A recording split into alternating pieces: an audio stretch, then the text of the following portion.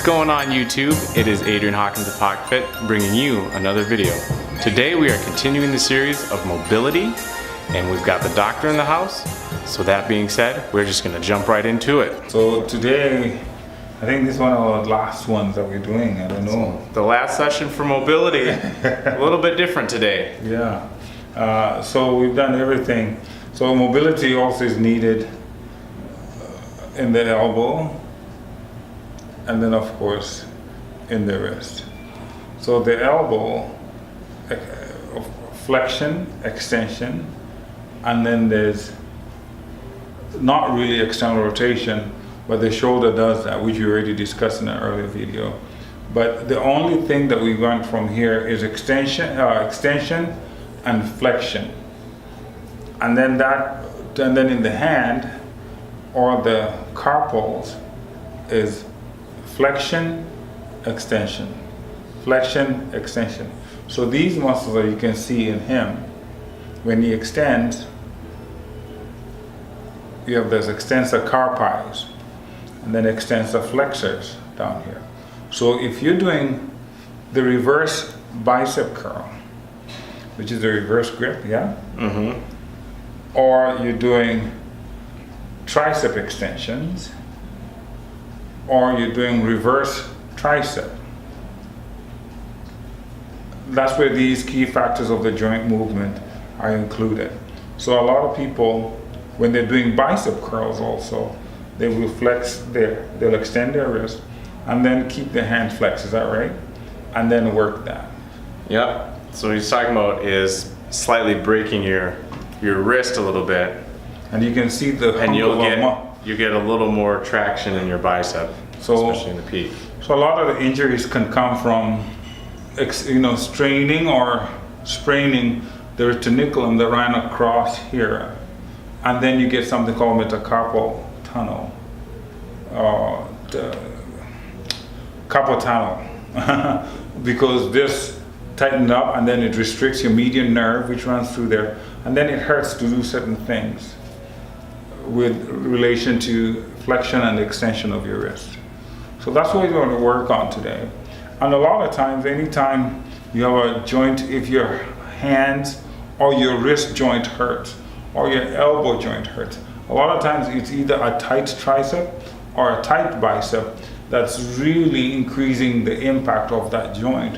And so because of the nerve surrounding the area, there's pain whenever you use that part of your body for an exercise. So of course, for me, since I have an ultrasound machine, I always will use an ultrasound to relax some of those muscles. I'll use the ultrasound to relax the extensor carpi and the extensors there, and I'll use the ultrasound for the flexors. Usually that's the golf elbow, which is the medial epicondylitis, or the tennis elbow, which is the lateral epicondylitis. And I told you already the disease that can come on the median nerve there, which is the carpal tunnel disease. Of course, there's arthritis that comes with that, and arthritis, if it's rheumatic arthritis, it limits movement of the joint because you start to deform. But we're talking about young bucks like Mr. Minnesota here, who arthritis is not in the discussion, at least for a while. At least not for a while. Of course, if they're doing such heavy things, then we're talking about straining those muscles in that area. Is this something that would affect grip strength? Particularly if you're like deadlifting, trying to go heavy? It would affect it because, number one, the nerve is supposed to fire. When they're doing a test, when they're doing a treatment to see if a nerve has affected that, then they'll use a reflex nerve to see how your tricep is doing. So we're trying to find a reflex for his C7. And there's a little jump there, it's very subtle. Oh, there it is, we got it. And that tells me that his C7 somewhere there's an interruption. If I'm not getting anything at all. I got a very subtle but notable reflex. There was nothing remarkable about it. But then if he was doing that, then there'd be other concerns if there's a lesion in there. Hopefully not, but he seems like he's a healthy guy. At least for that reflex that I was trying to recruit. And you can feel his hand jumping a little bit. Another one that we do here is usually brachioradialis. So this is for the C6, somewhere in the neck there. And if we're not getting anything, oh, I got something there. If I'm not getting anything at all, then I'll be looking to see. Oh, you want to do it again? I don't think it was on the, you'll see my thumb will start twitching on its own. My fingers will jump a little bit. That's the brachioradialis reflex that we're looking for. Let me have it, relax it, there you go. There, that's exactly what we're trying to get. And you can, anyway, yeah, I'm feeling it. You might not see it in the video, but I'm feeling that. And then another way to check for reflexes is where I do a certain click on that, and if it doesn't return back, if it doesn't recoil back, then we have an issue, but he seems to be doing fine with those reflexes. All right. Yeah, so that's it. So first things I'll do is, if he was my patient, maybe you need to lower your camera down a little bit. So if I was trying to, I have to align along the extensors.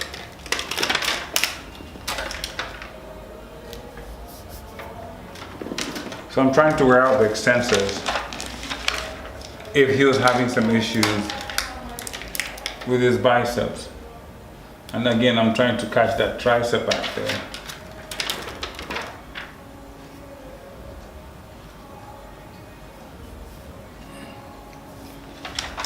This is where I'm at.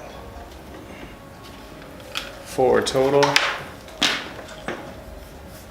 So these are the extensors. Extensor, extensor. If he had an issue with his extensors, what was he doing? He was trying to do a tricep extension.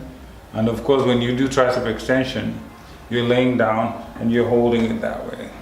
So you'll probably strain that. And then, or maybe you've cramped that as you're trying to, even though your tricep, some of us are supposed to be doing that, but some of us do that. Yep. Yeah, so That's exactly how I do it. I slightly break the wrist a little bit instead of forward. So if you're going heavy on the skull crushers, there you go. take note. All right, so here we go. What we're gonna do, I'm gonna reciprocate that. And every 10 seconds, you'll see, Let's see.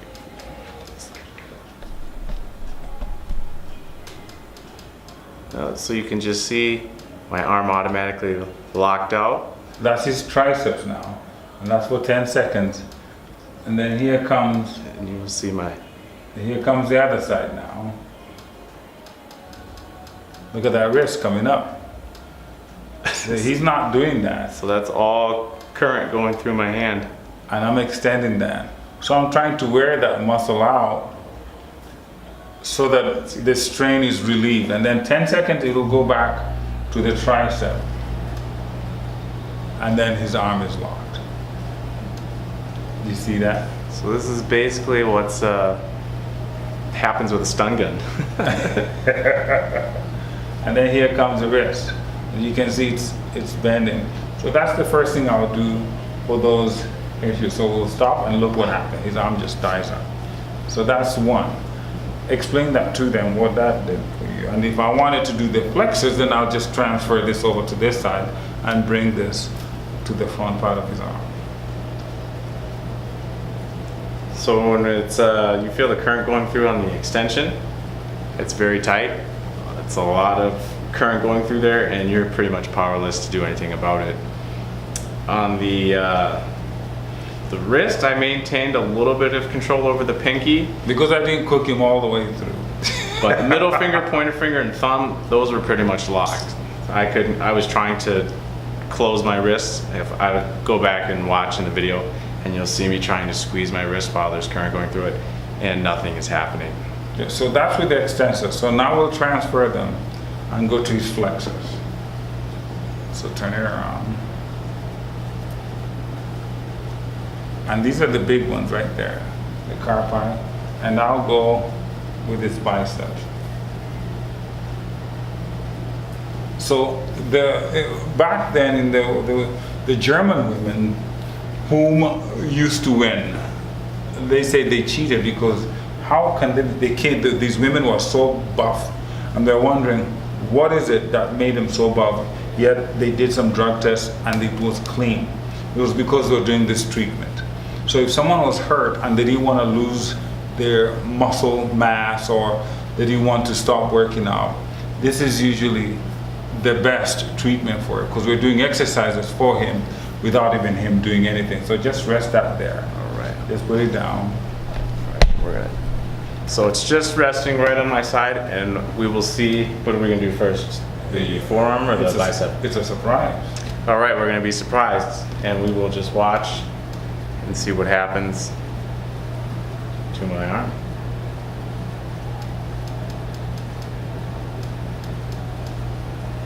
There we go, there's a bicep curl. Without even doing anything. So we'll start that, then that dies, and then we'll go to the flexors now. He's doing the way to the beach is this way. So ooh, that's good. So if you saw in the forearm, I tried to open my fingers, and I could only get my pointer finger to open up. Yeah, I got nothing. I mean, now we're really electrifying or putting some current through his flexors carpi, and then now it's all bicep coracobrachialis. So now he can play with his hand a little bit, and I can make that even stronger. And you can actually see the pulsation of the bicep. Look at that. Now the flexors. I can make that stronger. Look at that. And he's not controlling that. You can see the pulses on his arm. So he can do this while he's sleeping. If there's a joint hurt, we're trying to loosen these muscles up so that they're not putting so much pressure within the joint or within the ankle joint. The current going through the bicep is not as much as the current going through the forearm. Actually, the bicep is actually quite nominal. That's his. I'm trying to go against it, and right there is where I start to lose the battle a little bit. And there, I shot it off. So, how did that feel? Well, like I mentioned, the bicep is quite novel, especially when it was pulsating in different places, and you can just see it. And I'm watching in the camera, watching my bicep pretty much just dance, and then it flips over to the forearm, and I just lock up like this, and I'm trying to open up my fingers or my palm, and I'm powerless to do anything. Okay, so that's with using the electrical pads to treat that. So if now I wanted to just do ultrasound like I was telling you earlier, I still use current, and it's more focal point versus just the whole basic. Now I'm going to use what? I'm going to use the ultrasound, but I'm going to put current through it, but I'm going to ground it so I don't shock him to silence. So we're done with these. Again, we're trying to help him manage an injury sustained from maybe a bicep curl or a tricep extension, you know, one of those reverse tricep grips. And for example, if he was having carpal tunnel, so the thing is I need to loosen up this group of extensors or flexors. In this case, flexors. We need to loosen that group of them so they're not tugging so much on the really tight ligament that surrounds his hand in the carpal area, and that's why they call it carpal tunnel, some kind of inflammation. So now I'm going to load, and the ultrasound, of course, you can't because it's not a very good surface. So it's not on even surfaces. So sometimes that's why you do it on water, underwater ultrasound, which we won't do today. But we've done that before when we were doing your ankle. So if you look at some of the past videos, you'll see that. Okay? All right.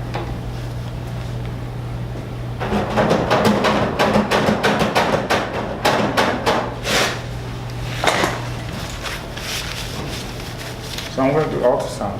And this ultrasound is such a dangerous thing that if you don't keep it moving, you could penetrate a hole through that, because it's called bone reaction. It will react to your bone very quickly. So you have to know what you're doing. You just don't go get an ultrasound and put it on your body. It's not a good idea. Do you hear what I'm saying? Is there? So what he's saying is, don't try this at home. Yeah, if you don't know. Make sure you have a professional working with you. Yeah, so now I haven't started administering the ultrasound in there. So now I have ultrasound and current going. Okay, I'm gonna go on the first time. So I'm not doing the ultrasound yet, and then here it comes when I start it. I have to start rotating it. Now I'm rotating it, and I'm gonna bring it to the channel that's there. And now you should start to see some hand movement. Yeah, now I feel it. You can see I am on that, and you can see his hand.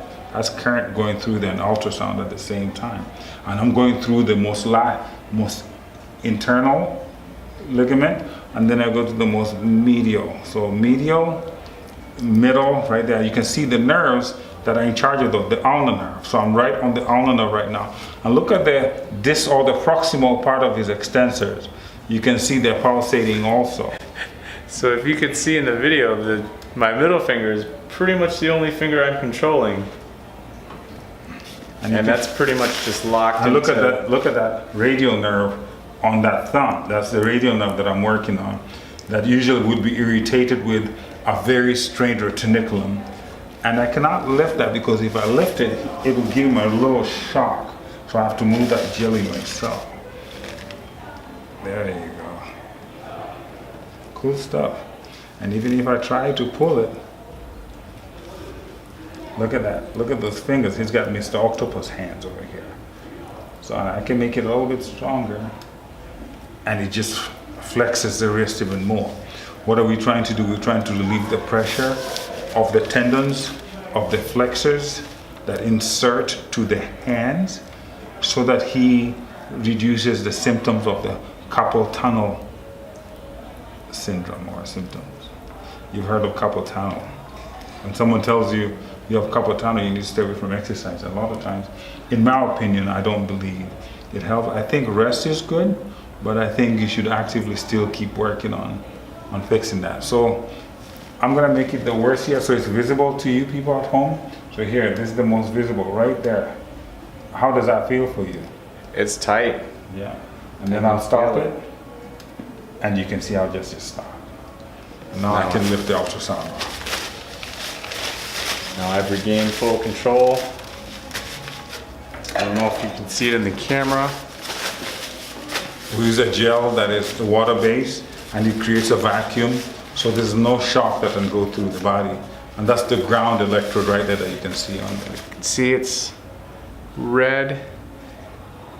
From what he was working on, there's some redness going on. Yeah, we brought all the blood to that area.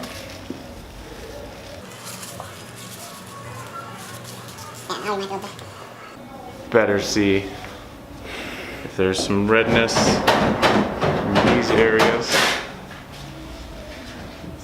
There we go. Like a little bit of redness right there, up here. Feel it right here. I don't know if the closest thing you could say is something like a stun gun, being hit by a stun gun is a similar feeling. Just, it's actually, we're using medical currents to help, if it was a symptom of a carpal tunnel. So now he's loosened up the muscles, or he's actually exhausted the muscles. That's the idea. That's what we wanted to do. He's worn out the muscles. Basically the same idea when you lift weights. You lift weights until they're at the point of exhaustion, they're fatigued, they're tired. But now that's where the doctor's work begins in rehabilitation.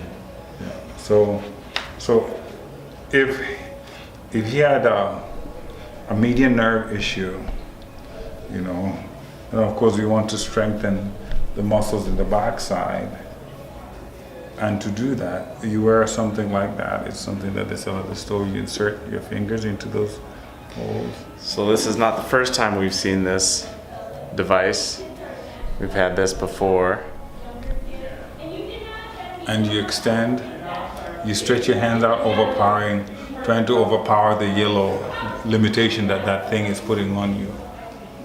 So in this, you can clearly see which fingers are stronger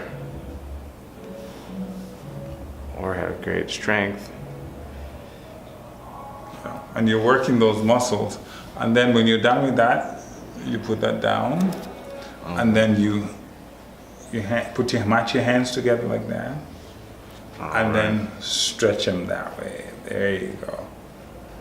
And then drop your hands in.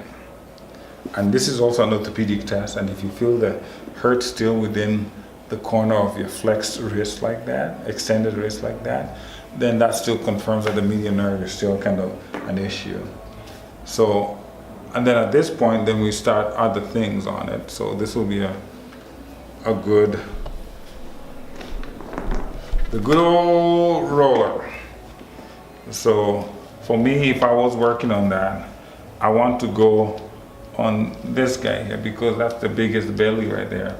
Him right there, the extensor carpi, that's the one that is in charge of pulling, because it goes all the way and then it attaches to this one here. And if this one is tight, then it really doesn't give this a break. So that's where you go in and you break that, the belly of the muscle. How does that feel for you? Even though you're not hurt there, but it's... I'm not hurt, it's tight. I'm sure if my muscle was tight, this would be very painful. Yeah, and then you do that on the other side too, so that we even out for you.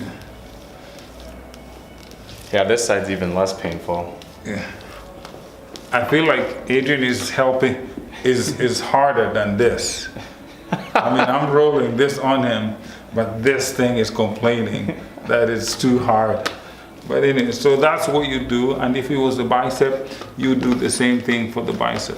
And probably the bicep's a little bit more tender because he uses it a lot more, puts stress on it a lot more. But all that is deep tissue release that you're doing. And if his body does not respond to that, then this is localized. You just find the single strands of the muscle. So it's not a general roll.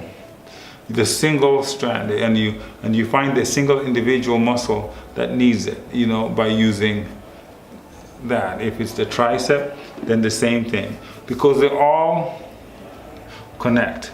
If it's the thumb thinner, that's what you do. You go in there and you release it that way, by putting that in the hand. Meanwhile, you're stretching, meanwhile, you're putting the thinner in there. Another therapy that I see that they do is this guy here. This guy is used for a lot of grips right there. And this guy can create headaches too. So while you're working on it, you can work on that hand in there. They are adductors and abductors. These are the adductors, that's what brings your thumb in. A lot of times the grip exercises, when you're grabbing, when you're doing a lat pull, these muscles are really taxed. And sometimes people's muscles within this area, these adductor, are not so strong, or they're just weak, so you just need to do some pressing to trigger them so that they can be useful during your workouts. So right there. So you can see that. Yeah, I'm in there, and that helps with headaches also. Some people who have headaches, you can actually just grab that for them, and that will relieve some of their headaches. A headache, who knew? Yeah. And if that doesn't work, then this is the final resort, the final answer. So now you can see this is called Gansted, this is called grass stone. And what it is, you have a piece of metal, looks like a sickle, and there's some, looks like a sharp edge on there. And you use lotion, you kind of smear within the part that you want to work on. And then you kind of, under the muscle, you kind of go under the muscle. And because the lotion or the oil-based lotion is slippery, so it allows you to run the metal right along the muscle fibers. And to him, it will feel like I've opened that up. It does, it feels like there's some cutting going on with a dull blade. Yeah, but what you're doing is you're going between the fibers and you're trying to just break them up each individually, like that. So now you guys can see what he did on the other. right there. And you can see that line as I touch it. You can see he reacts to it. Look at that. I mean, you can see the striation is forming as I do that. And it helps if you go ahead and do that. And as he keeps doing that, I follow the line of it. Really, it's like I'm going under it and I'm trying to clean up all the chaff that's under it. That's called the Graston method. And then of course you go like that. With a little bit of lotion. I don't have any lotion on for the demonstration. I do have some. A lot of pressure is not needed. Yeah. I can feel it, I can tell you. So I'm gonna put a little bit for his sake, so you can tell me what it feels like. We'll do this side so you guys can see it. So right now I'm not flexing. I'm just loosely holding my hand out.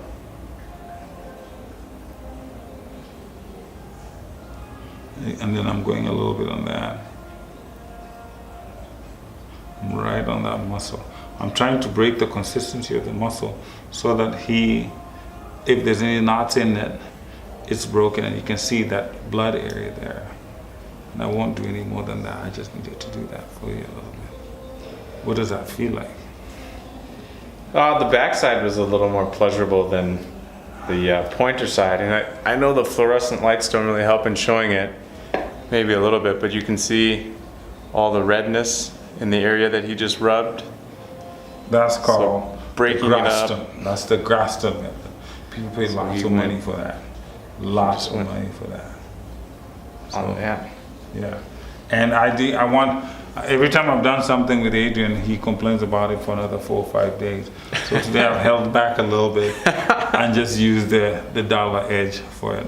I don't want him to be thinking of me for the next 5 days, because every time he looks into his arm, you'll see where I've done the Graston. And this is really used by a lot of bodybuilders. A lot of bodybuilders like this, because what it does is it gets all the toxic out of there. You just get rid of it, because it's like ring, and you can feel the grrr. You feel that as I do that. That's the striations of the muscle. You can, when he's rubbing it, I don't know if you, but when he was rubbing it, you can feel each individual muscle fiber going through there. Just kind of do. Yeah, all right. So it's very, very different. Again, a lot of pressure is not needed for that. Yeah, you don't want to do that at home and then you open the skin up and you're in trouble. Don't cut yourself. All right, so of course you follow that up with extensor roll, those forearm extensors. Okay. And then there are flex, these, I don't know what you call it. What do you call it? So you could do some forearm curls or some wrist curls. Grab either a barbell, a dumbbell, a V-bar, which is the bar that you would find, or it's also known as the easy bar. You find that at the preacher curl bench, and you would just do a few of those. And then when you're done, ice it. And then ice it, he says. Ice it. All right, so it's not too long. So as we found, several things that you can do if you have access to a doctor or a chiropractor. You could get some current done. You could have some rolling action. You could have, I forgot what the little thing is called, with the nub to press it in. You could have the thing that looks like a dull knife pressed on. That one actually felt pretty good, especially on the dull end, and when you could actually feel each individual muscle fiber. That one was probably the most enjoyable.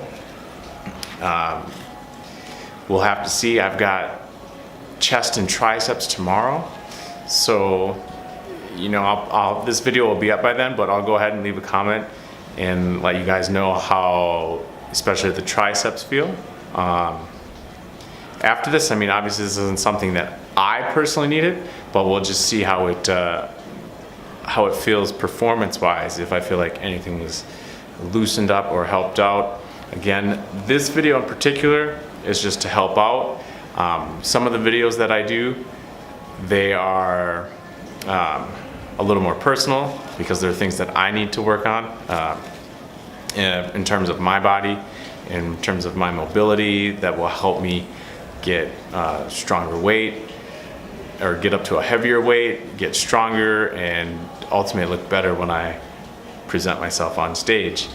So that being said, it's a little bit different video. It's a little bit shorter, more concise, to the point. But overall, this should help you get back to lifting more weight because, like I said, this will affect your grip strength, and grip strength is key, and all of the things that we're aiming for here. So take notes, write it down, ask your doctor about it if you need to go to a doctor. If not, if you can do some of these things on your own.